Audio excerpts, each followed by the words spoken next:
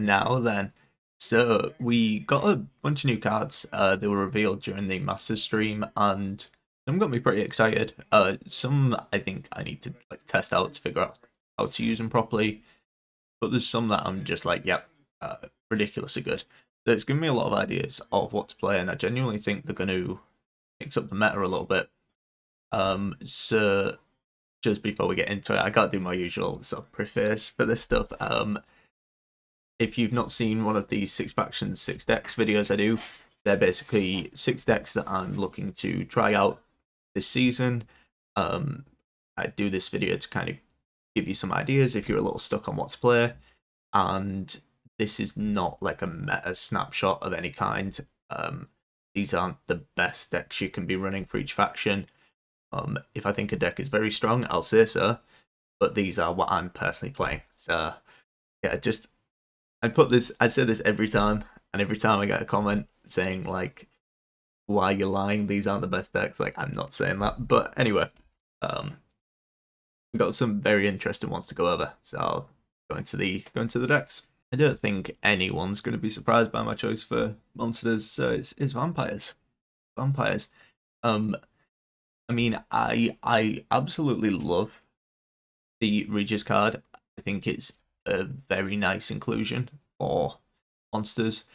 Whether or not it's enough, we're gonna have to see, because I kind of spoke about this a little bit, but the problem for vampires is that it's very weak, ironically, to a bleed. It's not its ability to generate points. It's its ability to generate points in a bleed and then still have enough to finish off with. And Regis goes some way to alleviate that if you can, you know, get out of a bleed and then you have a decent card for a short round. But yeah, I think it's kind of a situation where if this isn't enough to make vampires playable, I don't think anything will. So what we've got is a diversion list. We're running a lot of typical vampire stuff. We got one of the new Fledders in. Not super convinced. I think it's pretty good, but you know, we can see. And we're running incubuses because they got buffed as well, and I feel like generally you're going to get an advantageous situation with that. You know, you can get another Necro out.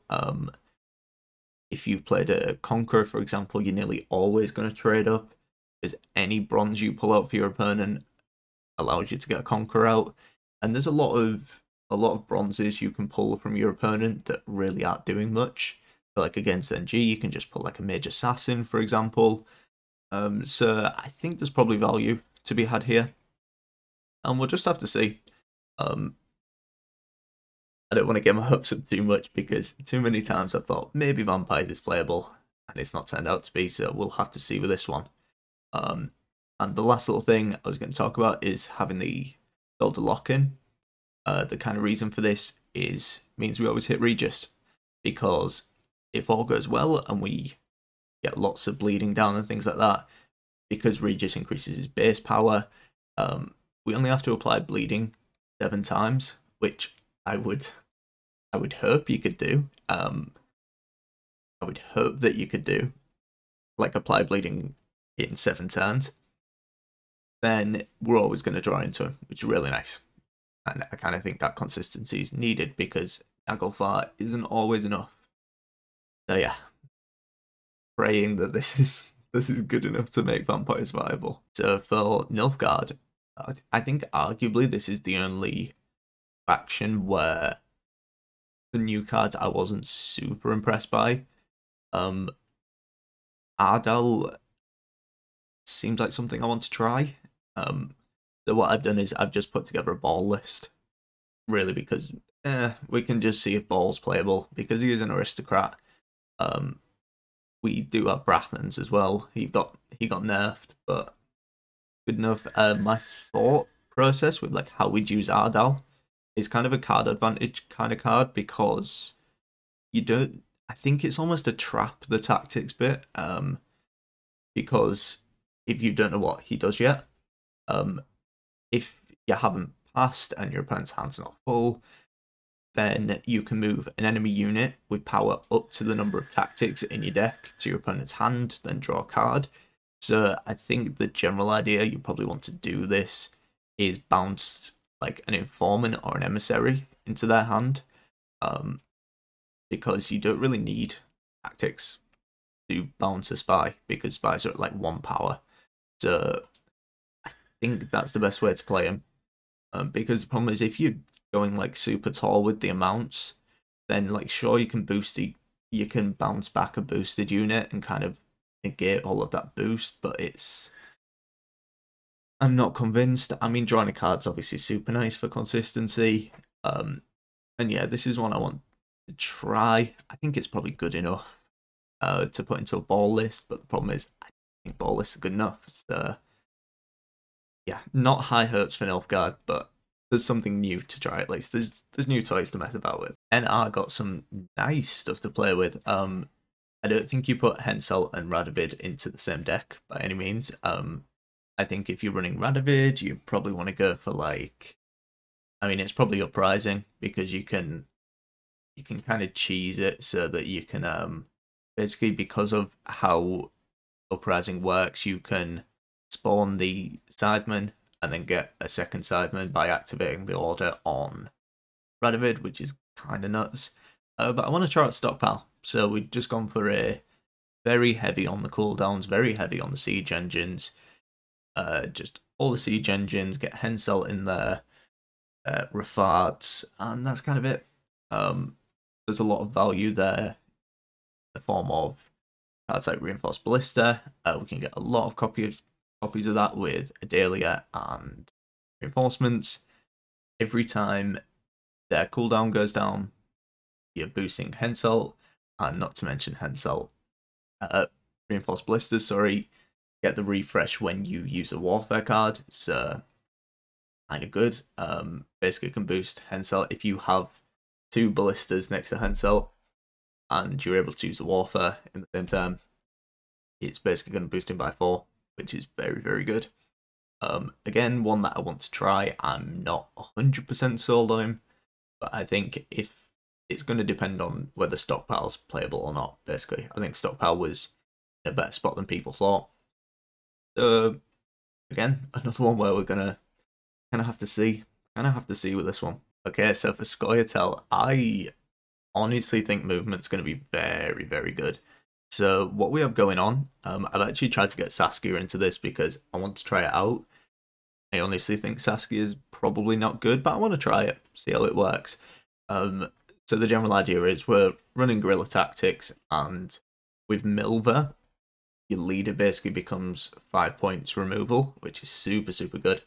And we're running the typical kind of movement stuff, in the form of like Catwitcher and Sentry and Matron. And the idea is Saskia can pull those out as well. And then we have a lot of movement stuff as well. So we have the Catwitcher Saboteur. They buffed that by 1 point. I think the card wasn't that great before, but I mean now it basically represents like it's an 8-point card, because you move the unit and you damage it by 1 plus whatever. Even if there's nothing on the row, damages it by 1, pulls out Milva. So actually it's 7, as well as like if Milva gets the kill. So basically it's playing for quite a bit. So I kind of like it. It's kind of gone from a card that's not that good to actually maybe pretty good. And then we have bombs, because it kind of makes sense. Like making a bomb, for example, just makes complete sense. And we're running 1 Samum. I'm not sure, because relying on the Death Blow for the movement is a little debatable. And then we have a Saber-Tooth Tiger, because if we're going to be messing about with rows and we have a lot of removal, see if we can benefit off that. And then finally we have Gord in there, because we run quite a few specials. We run, what, 2, 4, 6, 7, 8, 9, 10. We run 10, so you know, he's not always going to be, you're not going to see like an insane Gord, but still, he's good enough. He's good enough to justify the list, basically. So yeah, I'm kind of excited to try this one out. I've always kind of enjoyed movement Scoia'tael. I think Milva's going to be absolutely huge for that, so we'll see how this one gets on. Right, so for Skellige, I'm excited for this one. When we were doing the watch party, me and Andy kind of disagreed on whether King Bran was a good card or not. I personally think he's very good. but it's nothing you would have really seen before. We're just running warriors, but King Bran in there is adding a lot of value to an already solid deck. I think one thing that maybe is getting a little overlooked is that if you think about when you use Iced to discard your Jutta, it's very rare that it's actually dealing 12 damage. A lot of the time you're hitting, you know, an 8 or a 9. And then that's just going to buff up Bran, which is going to be kind of amazing. You know, you're guaranteed a buff onto there. You know, you get pings here or there, you deal a bit of excess damage. You don't really need his boost due to excess damage to really be that big to value him. The boost onto the veterans is kind of good enough. If you consider that War of Clans, pulling out a test each invader is like a 10-point play, because the invaders will be up to 8. Then 8 with Veil, it gets pulled out by War of Clans. Very, very good. And not to mention Skardal. Skardal's going to be 6 steal 6 in round 3. Again, very, very good. And I mean, I put in a Tigby. I think it's going to be very meta dependent. You could probably swap out this Tigby for Hjalmar, depending on how the meta's looking. So yeah, it's something to try. Yeah, very excited for this one. And finally we have Syndicate. And honestly, I mean, when I saw King of Beggars, after I'd kind of processed what he's doing, like mentally, I think he's genuinely broken. I think he's a very broken card because of the way he works with Sabola, for example. And this is kind of what we're doing with the deck here. We're just running a very standard jackpot, mid-rangey kind of list with all the decent cards in there. And then the general idea with King of Beggars is, well, in deck, whenever you pay a tribute, remove a counter for each coin paid. And for each remove counter, gain 1 coin back. So the idea is we can Sabola. His tribute is 9. So you pay the 9 coins to get the Frightener out. It brings King of Beggars straight back out. It refunds the 9 coins. So Sabola basically plays for a ludicrous amount as a finisher. You get Sabola, the Frightener, King of Beggars comes out, he's a spender, and you still have the 9 coins left. Off the top of my head, that's well over 30 points. I think it's like 31 points or something. If you then fully spend your coins and everything like that. And genuinely, this card's a little broken. I think King of Beggars is a little bit broken. But beyond that, we are doing very, very simple sort of jackpot things where you have lots of profit. You got Siggy Reuven, you've got Caesar Bilzen, ways to generate coins. You don't care if you over generate coins. I expect this to be very good. I expect this list to be very, very strong this season. And I think that's it for the decks. There will be a video in a couple of days playing one of these, I would expect. I'm not sure what. I'm probably going to play quite a bit today, play a bit tomorrow, see how I'm feeling about the decks. So you might see one of these in a couple of days. As always, I appreciate you all watching, and you know the typical stuff. If you enjoy it, like and comment and blah blah blah blah blah. So as always, I appreciate you all, and I'll catch you in the next one.